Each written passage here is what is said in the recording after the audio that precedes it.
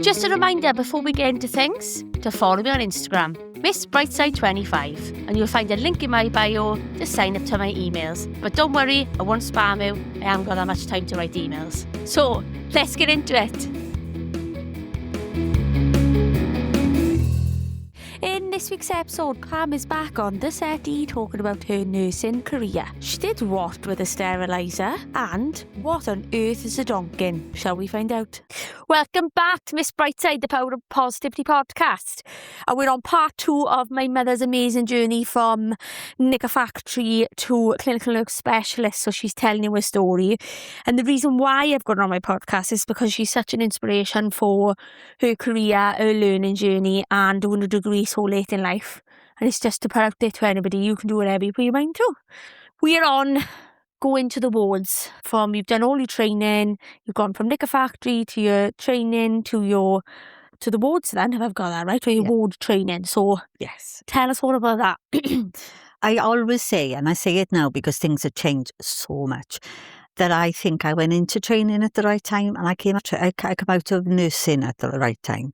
At the time, when you did your training, you were a really big part of something. I'm not sure how many came into training with me, but one in particular that I did meet was Sue Clifford. Is that she lived in the Gurness and I lived in Galnachev, and we used to walk because we didn't have no cars, we had nobody to take us anywhere, so we walked down through Goitra Lane. If anybody knows the Gurness, they know the Goitra Lane. So we used to walk every morning down the Goitra Lane down to Gwelyd Garth to our training because we slept at home. Students had to sleep in. For the first year of their training, they had to stay in rooms. As with pupil nurses, we could go home. So me and Sue used to go, and we've, to this day, still wonderful. She's one of my soulmates today. But, we used to walk, and at the time, they had just brought out these new shaped baskets, which was like a square basket to put on your arm, and it looked like a farmer's market basket. But me and Sue used to put all our books in it to carry back and forth to the You've still school. got that in the attic, haven't you? I've still got that, yes. And it had a plastic cover for it, so you could just slip your hand under because, of course, everything would get soaking. Because walk you did, whether the weather was raining. Oh, so you had a protective plastic cover for it? Oh, yeah. Quite fashionable. Oh, yes, to have a fabulous. But and it was very, very heavy. And when you because you didn't know what subject you were going to be actually doing that day, you take all your books with you. Oh, it's a bit hard, isn't it? Yeah, but it was. Did you have to buy your own books? Oh yeah, I had to buy our own books. Yeah, okay. I had to buy our own books and had to buy everything. But one of my aunties, my father's sister, Auntie May, she was very, very good. She had 4 children herself, and her 4 children never wanted to do anything in life. Their dad was very restrictive, but my Auntie May was a fabulous person. Her and my mum were like sisters rather than sister-in-laws. They had a fabulous relationship. And in our family, my sister went to London with Kaiser Bonda to be trained up to be a machinist, a specialised machinist, which I did realise for years. So she was in London very early in her life.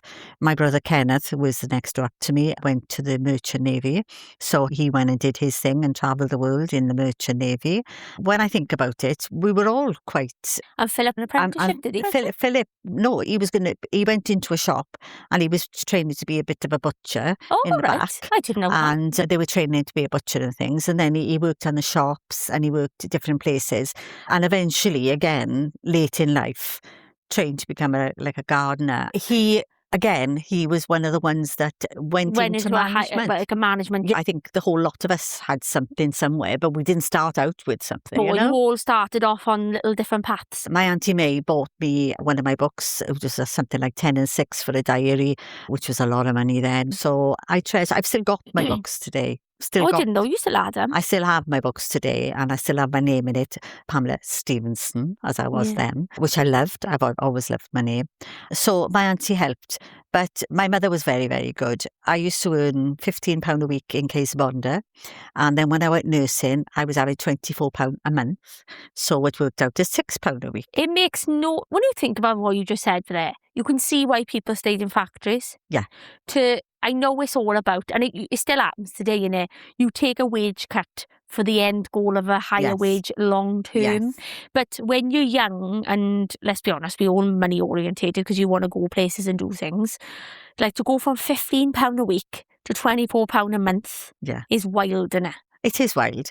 And I used to give my mother, the things of those days was you brought your wages home and you gave your mother, say, a third of it, and then the rest was yours. Well, when I was earning £15, that was fine. But then when I was earning £6 a week, so I'd give my mother £2, and by the end of the week, I would have had it back. My mother was wonderful. I never had to ask my mother for anything. And I always remember going out shopping and I fancied this green leather coat and she bought it for me. And that was a big memory for me because that was a lot of money at that time. My mother was never mean with money. Yeah. And she always encouraged us and she was so proud. And my dad, who I lost when I was in my 20s, he died at 52. My dad was immensely proud of me. I mean, I don't think anybody that ever met him didn't know that he had a nurse for a daughter. He told everybody. He shouted Every about it. single person. And my mum. Anyway, going back. Yeah. So we had to buy all our books and everything. So everything we had to buy. There was a library, but not very good. But it was quite a proud moment when you had your books because they were yours. So when you did your essays at home and different things and you wanted to look up, they were yours and they were there. Yeah. So you could use them. It's still a bit like that now. Like there's good libraries and different things like that. But it's so much easier if you've got a book you can take with you, can't you?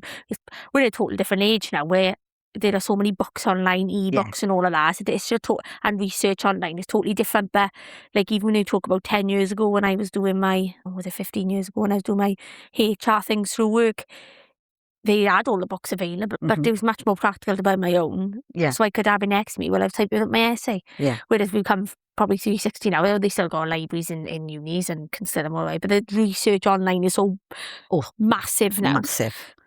My first award, I think, Massive Award. How were the awards named then? Because they were all named. I think St Edward's, there was Matthews, there was Mark, there was Luke. There was that would make sense. It's Bible names. Bible names.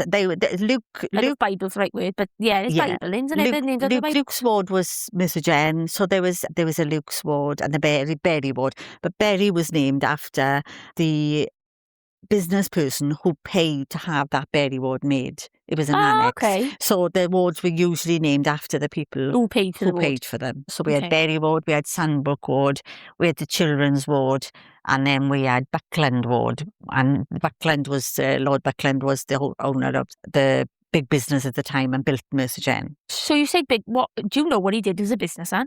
I can't remember. I just wondered. Yeah, but he's a big businessman. They were big Merthyr people, big businesses, and put money into it. And when you looked at Mercer Jen, nursing training thing and a hospital, it was in two parts. The top part was very much the older part, and the bottom part was much built the same way. But the middle, which was Bury and Sandbrook, were added on. So there was a long, thin corridor going from the one part to the joining to the other one, which was freezing cold in the winter and boiling in the summer and very, very eerie in the night. Oh, God. It was lovely, but the old-fashioned wards were so warm and cold at the same time, but they were like big, and our wards were all 18-bedded or 30-bedded wards. You walked in and there was the beds down either side, and you had cubicles, which is where you put your illest patient, or they thought they were paying, they could go in there, or if they were very nice, they'd go in there. And then the beds would be literally so many inches apart. Like really regimental. Really regimental. Curtains coming around each one. Curtains were classed as walls. I mean, you could hear every little breath from one curtain to another. You could, if somebody confidentiality. No, if a doctor was telling you had cancer, the whole ward knew. Because even though he may have talked very quiet, everybody was quiet because it was a doctor's round. The gossip. Yes, so you couldn't keep anything confidential. But the wards were lovely. I'm saying that the wards were lovely, easy to So manage. what type of things were you training? So when you went on the wards, what type of things were you learning then? So you've done all your bed etiquette, you've done all your, like you said, your blood pressure checks. So what was the next step when you were on the wards? What were you learning? They were learning the conditions. So patient one might have been, she had an appendicectomy. So you would learn all about appendicectomy, what it was, how they removed it and what the nursing care in the SEN's world, what nursing care they needed. Okay. So everything was based on nursing care, but you have to know the condition to know how to nurse them. Okay. Obviously, we changed it slightly for different ages, different people. And then, of course, the next bed may be a gallbladder removal. So you had to learn all about the gallbladder. So you were learning your anatomy as you were working. So you learned that the gallbladder was situated where, this is what his job was. So then the next bed then could have been anything, a breast lump or something. So this is how... I'm guessing the surgical ward This was with the surgical ward, yeah. And if you went to the medical wards, it would be diabetes, it would be heart attacks, strokes, and things like that. And then, like for a stroke, there could be many, many reasons why. And then the rehabilitation of the patient, how bad it was and how they left. Because, I mean, then, if you had a stroke, there was no treatment bar coming out of it. Now, if you can get the treatment within an hour, you can be almost reversed from a stroke. What was the most... This is what I find super interesting. Like, what was the most common ailment? What did you see a transition from when you were training to when you finished nursing? Was there like a more common, like, I'm making this up now, but you seeing linked to weight loss jabs at the moment, like gallbladders are just, people's gallbladders are going. Was there something you noticed that they got less and less common the more you nursed? No, I think like medicine was always heart attacks, strokes, diabetes, basically around there, and respiratory, because we come from a social area of miners, so we had a lot of respiratory problems. So it wasn't a matter of curing these respiratory things, it was a matter of just making them comfortable for the patient. So yes, there was a change in that, in the sense of when these began to pass away, then we didn't get them with that condition then. Okay, so you had a lot of historic, like yes, said, miners yeah. with miners. I think, is it called miners lung? Yeah. Our grandpa had. Yeah. Collier's pneumoconiosis, it was called. Pneumoconiosis is where there's the coal dust gets into the lung and it causes you've got little airbags called areolae, and they expand and contract, and that's what sends the air through your lungs. And the coal dust used to clog them up so that they couldn't do that. And that's why they couldn't breathe and they had a shortness of breath. And that's why they couldn't cough up what was there, because they didn't have the breath in to get the breath out. Okay. So that was very common. But yes, there was a major difference to what I started with to what I finished in nursing, because I specialised in gynecology eventually. There was a major change in that area. But in every area, like if you had a breast lump in the 70s, you had a mastectomy. There was no lumpectomies. Right. If you found a lump, your breast would be off. So there was no testing, I assume, then, back then? So it could have been a benign lump, a positive lump. You wouldn't have known. No. You just had your breasts off. Mostly, but not always, but they could tell, and they could tell when they went in.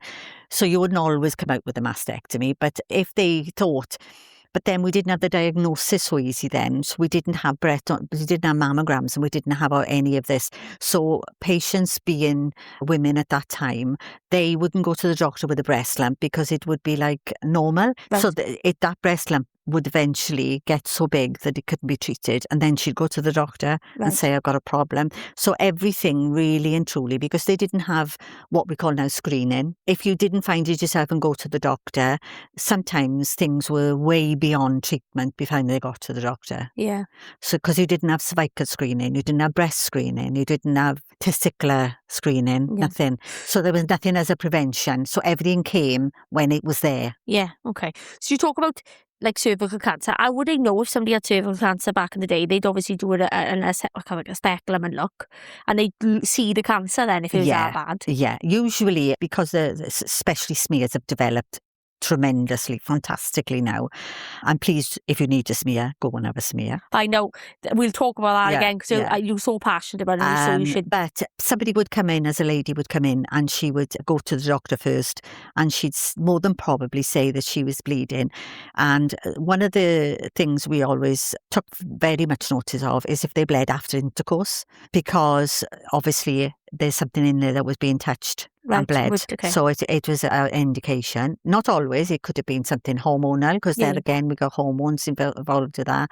But it was, like I said, they turned up, and usually like we were dealing with things that were very advanced. And That's what the difference was then. It was much more advanced things. on one of my wards, I think it was the first ward that I went on, and it was surgical and no names. And we had an elderly lady in, and her breast was what we would call fungating. Okay. It was the cancer had eaten completely all the breast. Oh, God. And you could smell it, you could see it, and then when you dressed it, it would run with blood and whatever. And this was all because she didn't want to go. She was too embarrassed to go. And we had very few female doctors, and then it was I can't show my breast to a doctor, so I can't do anything. This is what we had. This is out. We've gone from that hopefully now to, and still people embarrassed to this day, especially with, and this is why you're on, and we'll talk about this maybe in another episode, but why you're so passionate about female and women's health, because of, we should not be embarrassed anymore, because no. I like all of these different things, because there's been women in your life that you've seen like her that have suffered where she didn't need to suffer. But then I get socially, maybe, so what was it, the 70s, and you had an like I said, an elderly woman, which I assume would have been never showed her breast to anybody and her husband. So that's why she was so embarrassed. So look how far we've come in medicine now to be able to, we're all Googling now, which is nasty. But, you know, from that perspective. So they were the type of cases, that's what you've seen when you're on the ward. So what happened then once you got your training? So it was almost, and like doctors today, you train from what you do. So every time that you do something new, I mean, my first injection into an orange was horrendous. I mean, how could I pierce that skin with this needle? It was a fear. Oh my God. But we learned, and that's how we learned on an orange, a syringe and an orange. We were lucky when I started nursing in the 70s, we had disposable needles. Before that, they didn't, and they used to have to sharpen the needles and sterilize the needles to be reused. So it was revolutionary when we had disposable needles. So it was much, much easier. The tube was still metal then, was it? You sterilise the syringe. The syringe. Or was the whole thing by the time you got there disposable? I think it was a bit by bit, but I can't remember a lot of reusing. I do remember most things starting to become disposable at that time.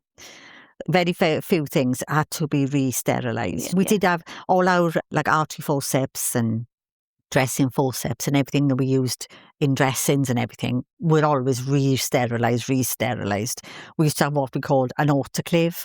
So we used to put that on, boil it up, put our instruments in, obviously being scrubbed and cleaned, put them in, and then time it, and then when that was finished, then put them into something, and that they were ready for use.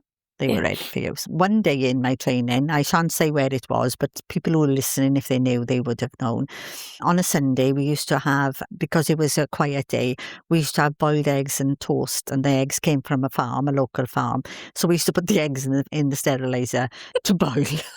I love it. So it came in useful for both things. For cleaning instruments and boiling eggs. I totally loved my training. I loved wherever I worked. Very, very anxious. Every 8 weeks you'd move from one ward to another. Your training was mapped out for you. Your tutors, you had a tutor, and your tutor would be very aware of where you were and what you were doing. And then in between, in the 2 years, we would be on the wards. Then we'd go in for what we called a block, and that block may be like surgical. So after that block, then we do the surgical wards. Did you ever get to see any surgeries, or would it just be? No, we went to theatre as well. Okay. How did you find that experience going into theatre for the first time? Theatre's petrifying. So sterilised, and you had to be so clean yourself, like you were in scrubs. Well, it wasn't scrubs then, it was dresses. So, but you were just going into this dress, you had to scrub all the time, and you didn't have a hat on. You had to keep everything back. And as a pupil nurse, we weren't encouraged to do very many things. We were like the cleaners of the theatre. We seen things if they called us near, but the students were called and they would hold a thing and retract and do everything, and they'd scrub up for things, as it wasn't necessary for us because we were classed as the ones who weren't going to go anywhere, apparently. From what you said at the beginning, you could only get your S. We were only looking after the patients. We weren't. I didn't need to learn why they had it and whatever. We just learned how to nurse them after. after surgery, because then it was more planned surgery than emergency. You would have an emergency, but every day your theatre would be like open from 9 till, they would have lists. So you'd have an orthopaedic list, and you'd have a surgical list, and you'd have whatever. So each list, and then in between each list, the theatre had to be scrubbed. So everything would come out, everything would be wiped down and So come out. that's what you'd go in and do, the scrubbing down of the theatre? The students used to help as well for that. Okay. That was part of their job. And you'd wash the walls, the ceilings, everything. Everything. You'd have wellies on. Everything had to be washed. It was a tiled room, which was spotless. Yeah. And you had a dirty area and a clean area. The theatre was a clean area. And you had a dirty little area, which is more like a utility today, where everything went after surgery. And then everything was cleaned before it was re-sterilised. So they did have that distinct division. So no, your training could be, that's the nice thing. Your training could be anything. You go in one day and you'd see one thing, and you go in another day, and perhaps the patient wouldn't be there. Perhaps they would have died in the night or done whatever. And you get very close to patients because the visiting was only a certain time, and it was like an hour a day. Strict as well, isn't it? Very strict. But the patient care was 150%. The patients were very cared for. They didn't have to do very much for themselves. And I say we as nurses, we made sure that they could reach their food. As today, their dinner's put on the table, on the bedside table, which may be half a mile away, and nobody would think about pushing it up. So at the end of the day, when they came to collect it, they'd collect it, not realise they hadn't eaten it because they couldn't have a chance to, because they were up this end and the food was that end. We would put the food, we would bring the trolley, we would put the food, we would, if they needed it cut up, we'd cut it up for them and whatever. And we also observed then how much they ate, if they ate it, and it all helped with their treatment and their care, because if they didn't eat properly, then they'd have wind and they'd have different things. So it was all connected. Yeah. Very much. We use the term holistic care today. Yeah. It was very holistic without the word holistic put to it. Yeah. It was more, from what you've described to me, you did a bit more of a 360 training. You didn't just learn how to, do a catheter and inspect the stitches to see who's infected. You had to go and clean that theatre, and you understood why they clean. You seemed to do more of a 360 training, so you knew more of why you had to keep the theatres clean because of infection. But not just that, I know it's very different now, but you did a bit of an apprenticeship, like on the job training nursing. Yeah, very much. Because there are some nurses out there, and lots who are excellent, to go out into wards now, but then they might have never actually seen, before they've gone on their rotations of learning, a surgery before, and actually think, oh my God, I've just signed up to a nursing degree, and I actually can't cope with watching somebody put a stitch in, I don't know. And then you've got the others who are right in the thick of it and love it. But from what you've done, you've had that more that broad training, basically, to allow you to, which you did in the end, to specialise in sexual health and being a clinical nurse specialist from that way, isn't it? Yeah. Was there any funny stories on the wards, any funny characters you met that have stuck with you forever? Or Oh yes. I mean, when we used to work in St Matthew Ward in St Tidvilles, it was right next door to the OP chocolate factory. Okay. It was a little backyard thing from there. And they used to, Easter time especially, Christmas, and throughout the year, if somebody from OP came out for a cigarette and it was one of the nurses was out doing something, when they'd say, have we got any chocolates? Over the wall would come bags of biscuits and chocolates and God knows what for the nurses. So it was funny but lovely and things like that. Yes, we used to do strange things. It was and one of the sisters in St Tidvilles, there were two wards shared a kitchen. So everything would be shared. They'd have their own, but it would be brought out for their own ward. But the one sister had to have everything everybody else had. I mean, you couldn't bring it out. So if you brought out sugar and put it in the bowl, you turned your back to put the sugar back in the cupboard, the sugar in the bowl would have gone, because she would have put it into her bowl because she needed it. She didn't, but she did. Yeah. So that was Betty Humphreys, and Betty Humphreys was a sister, very good. I think she started training. She could have been a doctor. She was extremely educated. Yeah. But a kleptomaniac. Oh, so she collected things. Food. Right. or bandages or anything that was available. Anything was hanging about, it was hers. It was hers. And I remember the one sister then one day went down, we used to have a changing room and they had their own changing room. And the one sister said, I'm getting dressed and I'm crunching on sugar that I know is my sugar that she's put into her locker to hide. And she said, that's when it gets me, is when I'm crunching my own sugar and I can't get it.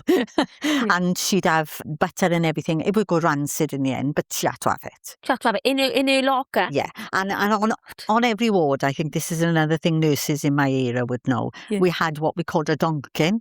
Right. A donkin was the cupboard in the middle of the ward. It was a big cupboard and it had a big wooden top and it had cupboards all on the side, and in there we would keep linen, we would keep bandages, things like that. Everything we really needed to keep in the ward would be in the donkin, and on the top of the donkin every day would be the flowers that we would bring back out. We'd take them out every night because of course then it was says that the flowers would take the oxygen the patient needed. Right, okay. Yeah, so you couldn't leave the flowers out all night into the ward because the patients needed that air and the water. Of course they need the oxygen. So the flowers had to go out every night into the bathroom. You couldn't have a bath in the night. Right, okay. Even if you wanted to, because it was all full of flowers. And then you change the flowers in the morning and took them out and put them on. So you change the flowers, you change the water in the flowers? Every day, and rearrange and throw out away. And every so day basically you became a florist? Oh, definitely. Yeah. And you come out every morning, who's these? And there would be at least 3 patients who would claim 1 vase. Right.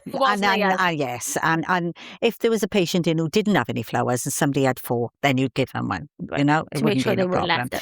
But they all went on the donkin. And the donkin, if anybody would hear from years ago, they all would know what a donkin is. Yeah, that's what your key kit is. Yes, it's a big cupboard in the middle. When you look on any old photographs, black and white, of wards, there was always a cupboard in the middle of the ward, and that's a donkin. Well, I think that's where you've got your obsession for sorting then, because you love a box and you love a cupboard. So that would make sense, all the bandages would be in one drawer. And you loved the little stock taking an organisation of a cupboard. So that makes sense. I knew what everything was. No bugger else did, but I knew what everything else was. There was funny things. I can't think of them at the moment of what happened, but we had many, many challenges and many, many laughs as nurses and patients. Patients, we would encourage the patients and we would do things with the patients we were supposed to do. But the patients, they lived in hospital rather than survived. Yeah. They actually had a bit of a life in hospital rather than survived. They were, again, looked after. Yeah. All that was my training. When I qualified, we didn't have to apply for jobs then. We didn't apply for, I want to go to surgery, I want to go to this. Whatever the position was, you were placed. Okay. So when I became an SEN and I became qualified, I was in St Tidwell's and I was informed that I was going to be nursing in outpatients. Oh, okay. So that was going to be my thing. And I thought, oh, that's all right. I'll have weekends off and whatever. But about a week before I was due to go, they said to me, we're going to put you on gynecology, which is St Bartholomew's ward, which was known as St Bart's ward at the time. And we're going to put you there for a couple of weeks because they need staff. I spent 27 years on gynae. And the rest is history. 20. Oh, so you weren't planning on, right? I didn't plan to go to gynae. Right, I was going to be put on orthopedic in clinic in outpatient. And you stayed with gynae ever since? I didn't realise that. Stayed with gynae ever since, yeah. Okay. I was put there and for some reason, and the other thing was, which was quite strange, I had never done, as pupil nurses, you never did gynae. Okay. It wasn't classed in your curriculum. So when I went to gynae as a qualified SEN, even though I was qualified, I knew nothing about it. So how did you learn it all? Again, repetition. Okay. Going to do it. Good staff on the ward. But we didn't have a lot of staff on the ward. It was only a 12-bedded ward. It was a beautiful little ward. It was a well-run, lovely little ward. Obviously, all females being gynae. And that's what kept me in the female. I never nursed many men in my life. Oh, okay. It was only in my training. Yeah. And I didn't do a lot. I think I only did about 4 wards of men then. In 2 years. Yeah. So my training has been mostly all women. And that's the end of episode 2. Come back for part 3, where Pam tells us a lot more about her training, about doing a degree much later in life, and maybe the odd cheeky story. Thanks for listening. If you've liked what you've listened to, do you fancy giving me a cheeky review on Podchaser? Or, if there's something you'd like me to discuss, just write a comment under one of my posts on Instagram. Just to finish up, remember, see the positives, even in the little things. Have an absolutely amazing week. Chat soon.